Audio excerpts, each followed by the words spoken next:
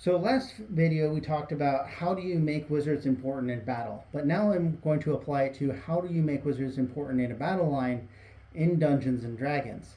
And there's several ways that you can do this, and this goes for all spellcasters in leadership abilities.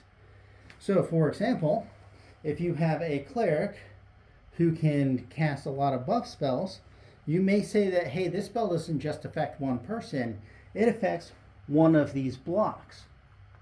So if I'm casting multiple buff spells, I can actually enhance the entire front of this formation, ergo making that charge of that formation more impactful with actual rules of gameplay. One other way that I do this is obviously rolling 700 dice is a bit tough. So what you do is you take 100 archers, you add all of their health together, and so that makes a horde. And then when they hit, you multiply the damage by the front rank or the front two ranks. So the damage would be times 40, and then you have 100 times the health of a normal archer. And so what it looks like is it looks like a formation of 300 archers versus 100 cavalry.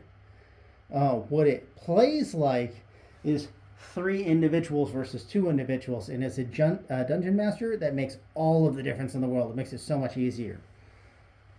Back to our wizard guy. So if your wizard guy is casting fireballs into that formation, you can multiply the damage that the formation takes by how many individuals the fireball would actually cover. Ergo, fireball against a densely packed formation is very powerful.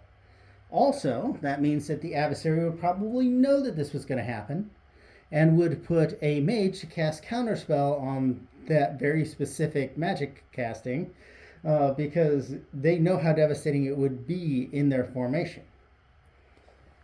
Also, for a very interesting little tidbit, your fighters as heroes.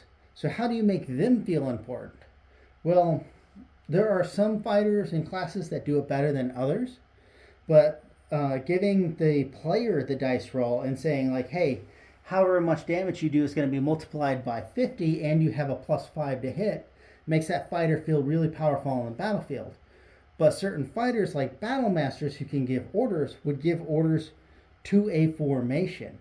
And as such, the fighter giving orders to a formation, the bard giving inspiration to a formation would absolutely make all of the difference in the world and make your players feel this extraordinary power because they are controlling thousands of troops and making a significant impact on the battlefield like the heroes do in the storybooks. And that's what it's all about.